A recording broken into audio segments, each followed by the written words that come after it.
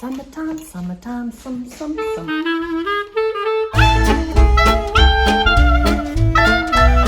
Hello and welcome to another video. My name is Heather and as always I'm reading with a vengeance, and as always I hope you are as well.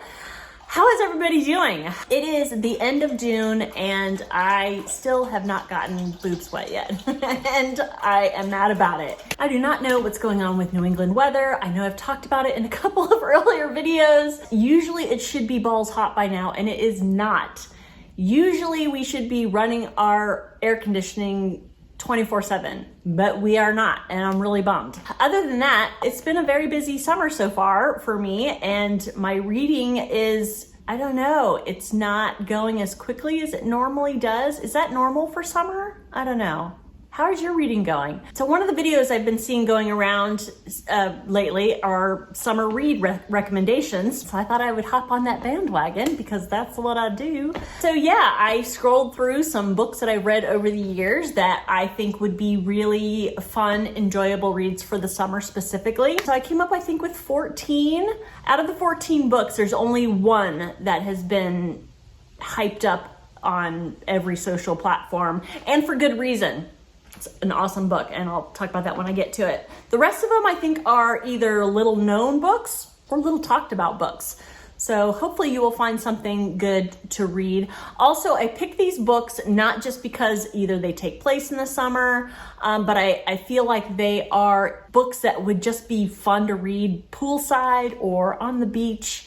They're fast reads, you can get through them quickly, and just something to immerse yourself in. I think they're just really good summertime reads. Not that I do, the seasonal videos of best books to read for winter, best books to read for autumn, or anything like that, but I chose summer reads just because summer is my favorite season. I love the heat, I love the sun, I love sunshine activities. My birthday's in the summer, I'm an August baby, so not only does my husband get me the best birthday gifts ever, but I also give pretty good gifts to myself because most of the time they're books. If I do a book haul, it's most likely going to be in August, and I might be doing that this year's birthday as well.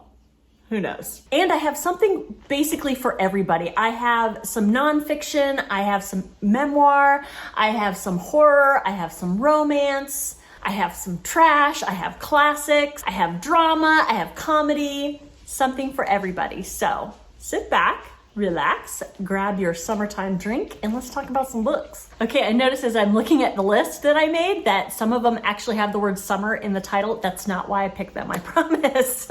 First book on my list is Summer of Night by Dan Simmons. This is a horror novel. I mean, it's classified as a horror. If you don't like horror, I think it's light on the horror a little bit. It's a little bit creepy, but the really great thing about it, it's a coming of age, which is one of my favorite narratives. I look at my review that I did on Goodreads, and I said that it's Ghost Story meets Stand By Me.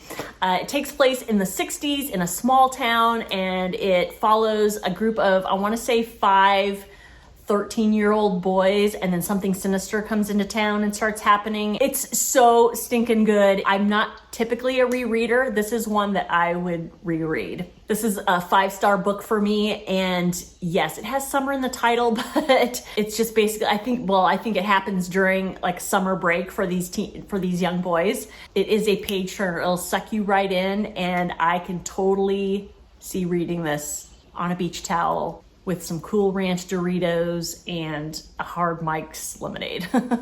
Ooh, should I pair these books with food and drink? Snacks?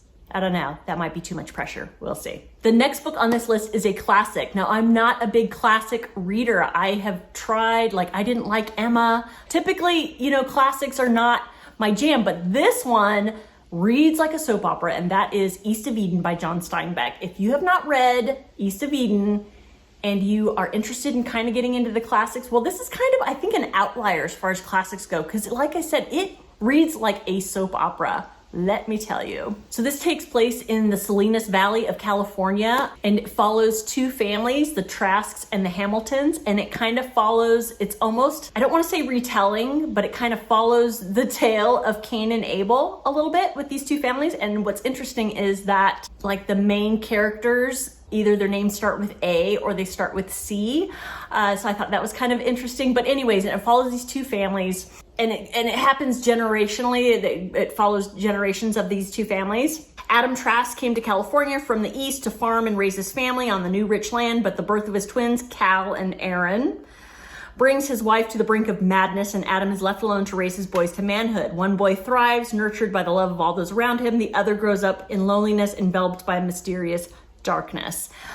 This book is so good. It's kind of a chunker, like 600 pages, but it does not feel like that. It will suck you in. Again, I think that'll be the theme of this video. These are books that will suck you in, kind of like a riptide in the beach. It'll suck you in, but only in a good way. East of Eden, really great, I think, for a summer read. For East of Eden, you will want a wine spritzer and Ritz crackers with cheddar cheese. This next book is a mystery thriller, and it is a legal thriller, I think. Yeah, it'll be called a legal thriller, and it's not been talked about on Booktube very much. This is probably a book that would have been talked about if we had Booktube in the 90s.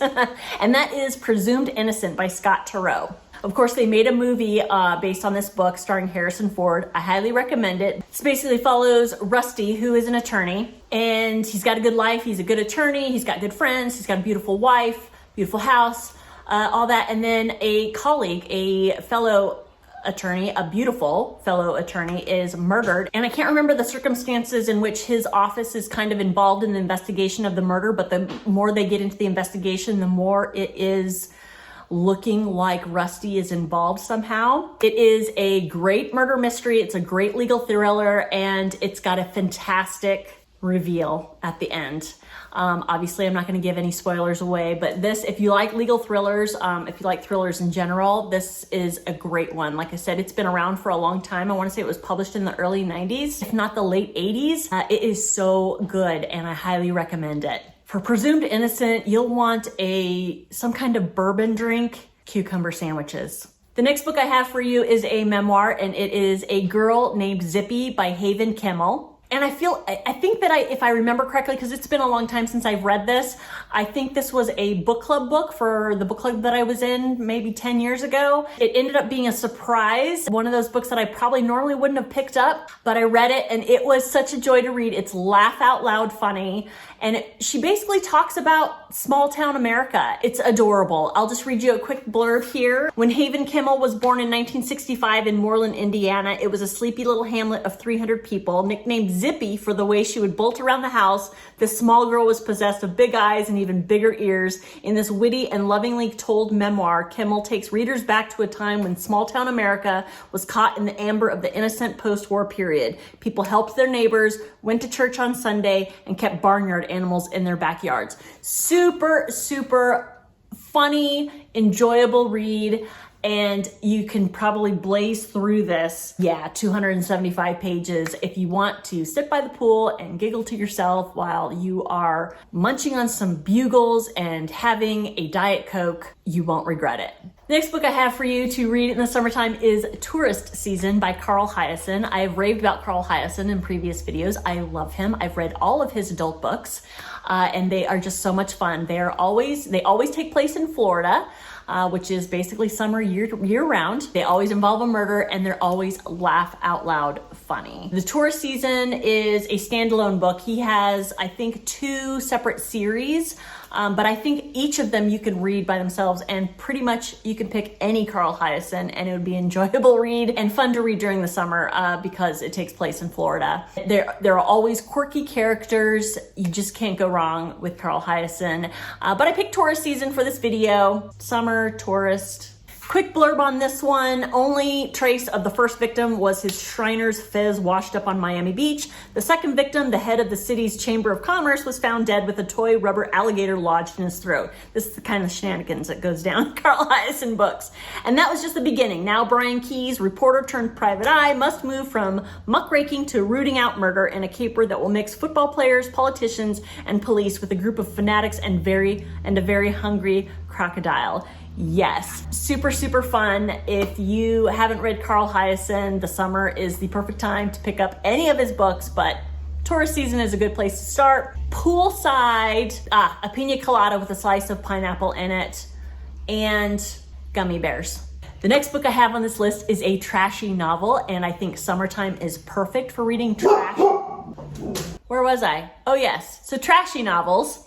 I think summer is perfect for trashy novels. Fluff, they're light, and so the one I have for you has been around for a very long time, and if there was Booktube in the 80s, this would be a darling as far as trashy novels go. Hollywood Wives by Jackie Collins. OMG, classic trash. And I mean that in the best way possible. If you watch the show, any one of the series of The Real Housewives of XYZ, I don't, because I mean, I get the appeal to watch train wrecks, that kind of appeal. But if you watch those shows, I think you would like this book. They lunch at Mama Son and the bistro on salads and hot gossip. They cruise Rodeo Drive in their Mercedes and Rolls, turning shopping at Giorgio and Gucci into an art form. They pursue the body beautiful at the Workout and Body Asylum. Dressed by Saint Laurent and Gallant, they dine at the latest restaurants on the rise and fall of one another's fortunes. They are the Hollywood Wives, a privileged breed of women whose ticket to ride is a famous husband, Hollywood at its most flamboyant.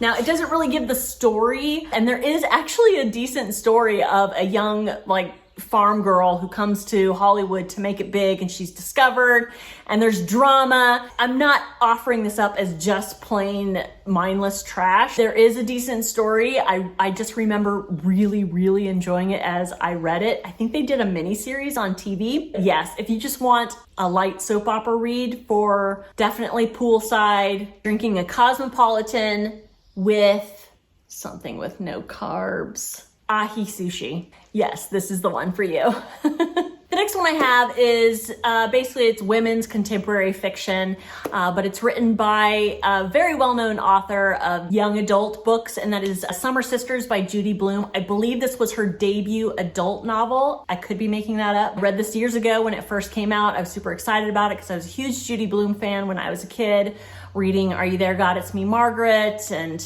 Super Fudge. I really enjoyed this one, and this is another book with the word summer in the title, but this is really a great book about friendship that is perfect for the summer. In the summer of 1977, Victoria Leonard's world changed forever when Caitlin chose her as a friend. We have dazzling, reckless Caitlin welcomed Victoria, also known as Vix, into the heart of her sprawling, eccentric family, opening doors to a world of unimaginable privilege, sweeping her away to vacations on Martha's Vineyard, a magical windblown island where two friends became summer sisters. And then years later, Vix is working in New York City, Caitlin is getting married on the vineyard, and the early magic of their long, complicated friendship has faded, but Caitlin has begged Vix to come to her wedding to be her maid of honor, and Vix knows that she will go for the friend whose casual betrayals she remembers all too well. So I think this is perfect for the summertime. If you like stories about friendships, specifically female friendships, I think you would really enjoy this one. I don't think it's talked a lot about. It has been around for a long time,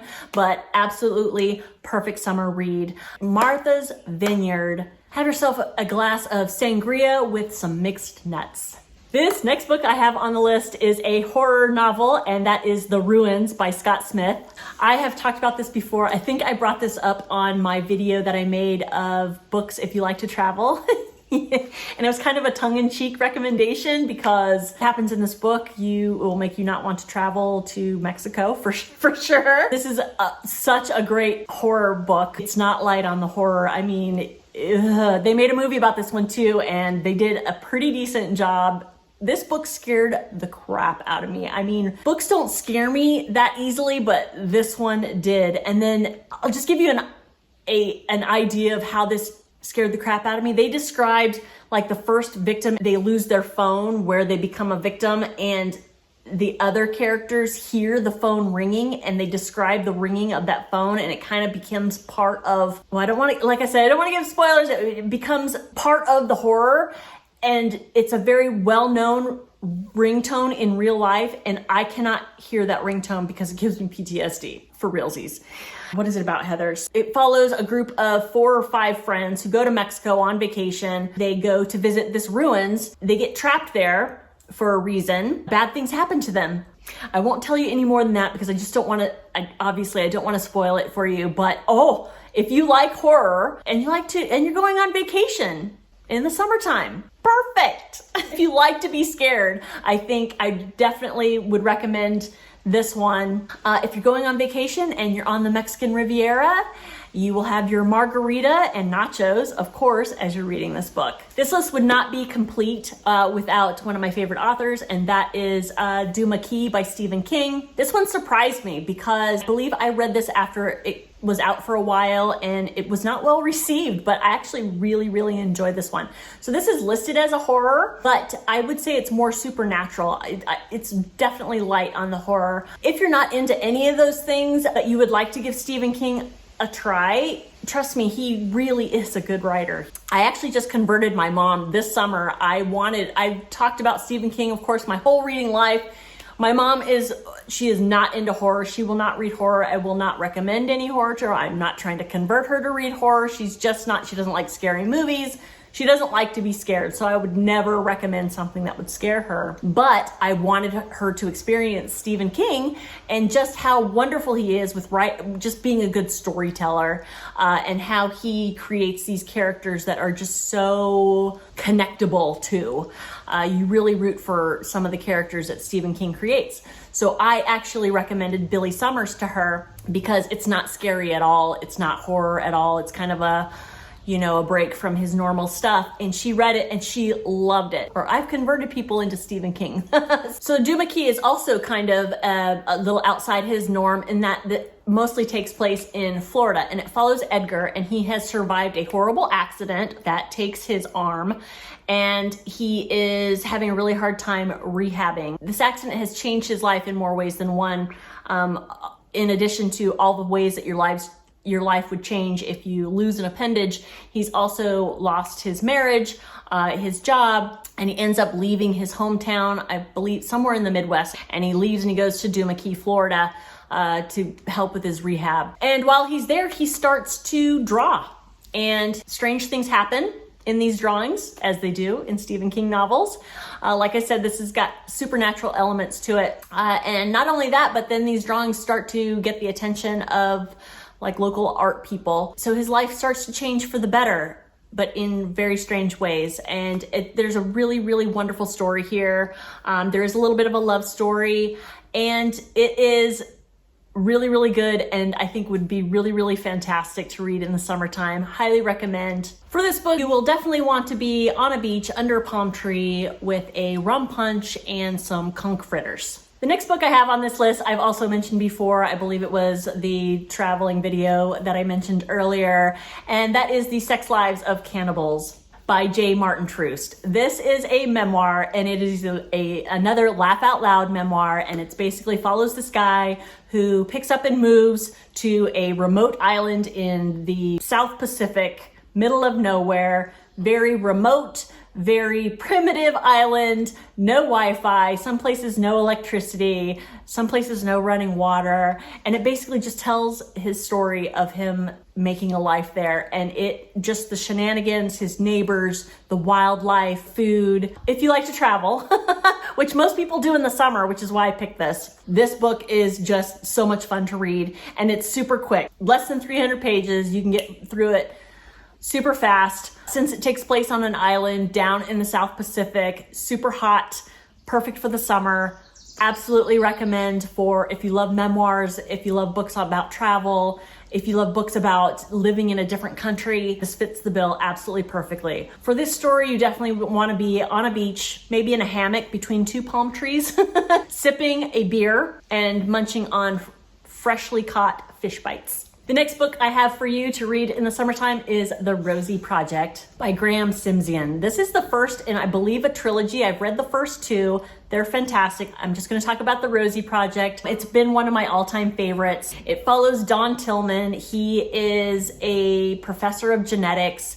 He is also on the spectrum, and basically it just follows him and his quest for true love. To read you a blurb, it also takes place in Australia. I believe, if I remember correctly, I listened to this, and of course the narrator was Australian, which was perfect. International sensation, the hilarious feel-good novel is narrated by an oddly charming and socially challenged genetics professor on an unusual quest to find out if he is capable of true love.